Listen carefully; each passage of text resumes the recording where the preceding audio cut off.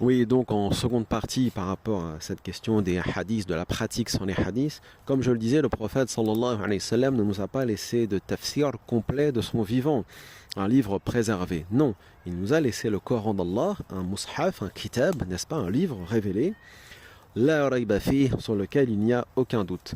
Les sahaba radiyallahu anhuma ne nous ont pas laissé aussi d'ouvrages authentiques, ni les ahlul bayt, les soi-disant 12 imams, etc. Donc, qu'est-ce qu'il faut en conclure?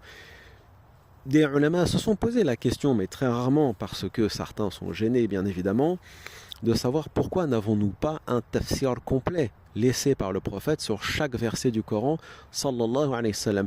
Eh bien, tout simplement parce que le garant du Coran, c'est Allah.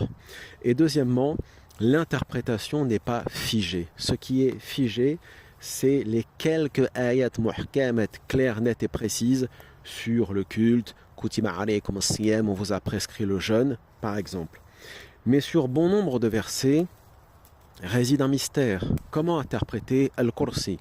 Alors les musulmans ont la réponse. Il y a un hadith numéro machin qui dit que, bon, que signifie réellement Al-Arsh, le trône? Là aussi les musulmans vont nous dire, il y a un hadith, bon, sans les hadiths, ce n'est pas on ne peut rien faire, puisque comme je l'ai dit dans la vidéo précédente, nous avons mis en pratique notre dîn pendant des siècles sans ces hadiths, ces narrations collectées.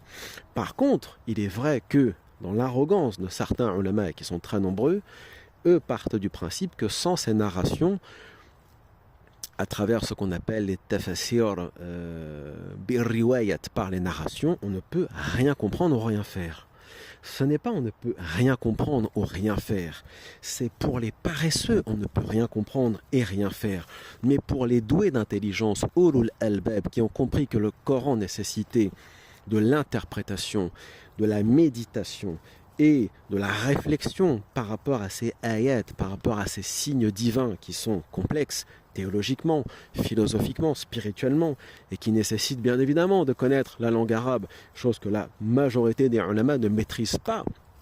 On se rappelle, il y a quelques années, quand le défunt président égyptien Mohamed Morsi, dans une émission, avait dit Cheikh Al-Qaradawi ne maîtrise pas bien la langue arabe, c'est pour ça qu'il ne comprend rien du tafsir de Sayyid Qutb. Ça avait fait tout un foin, un tintamarre à l'époque. Les idolâtres de Qaradawi avaient hurlé, attaquant les autres de Qadbi. Bon, bref, peu importe. Toujours est-il que, bien sûr que c'est la connaissance de la langue arabe qui permet de mieux comprendre. Pas d'avoir le haqq, la vérité, mais de mieux comprendre le sens des ayats, des signes divins. Donc ce n'est pas sans les hadiths, nous ne sommes rien, c'est sans les hadiths, enfin avec les hadiths, c'est la paresse. Il n'y a plus d'ijtihad, il n'y a plus de travail, il n'y a plus rien du tout. C'est ça la réalité. Quant à la question des tafasir, gardez à l'esprit que le fait, et encore aujourd'hui, de coller un hadith sur chaque verset du Coran, au-delà du fait que c'est de la paresse, comme nous l'avons dit, ou une facilité, c'est surtout qu'une lecture du Coran. Ce n'est pas le Coran, et ce n'est pas l'islam, ce n'est qu'une interprétation. Et avec le temps, et avec la recherche, bon, les muhaddissines perdent leur temps, mais ils passent leur vie, les traditionalistes, comme on dit, les spécialistes dans la science du hadith, à trier les ahadiths, à en affaiblir certains, à en authentifier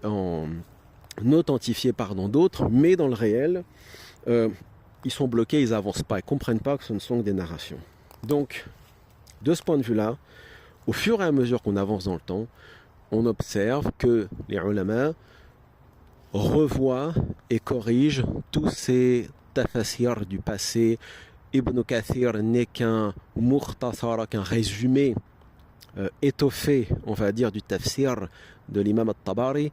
Les tafsirs qui sont arrivés après, al-Barawi, tafsir al-Qurtubi et les autres, sont eux aussi des exégèses dans lesquelles les auteurs ont élagué beaucoup et se sont débarrassés de bon nombre de récits qui ne valaient absolument rien ou pour lesquels eux, à partir de leur méthodologie, considéraient qu'ils n'étaient pas des preuves. Donc, ça aussi, il faut le garder à l'esprit. On ne peut pas venir à l'islam, prendre par exemple le tafsir de l'imam al-Tabari et dire c'est la vérité. Non. tafsir de l'imam al-Tabari est un gros ramassis de tout et de n'importe quoi, et ce n'est pas la vérité. La majorité des hadiths et des athars, des narrations qui sont rapportées par l'imam al-Tabari, hélas, sont des fausses, elles sont faibles, elles sont apocryphes, et ça, depuis belle lurette, bon nombre de ulama le disent, y compris les wahhabites comme Sheikh al-Albani, rahimahullah. Voilà.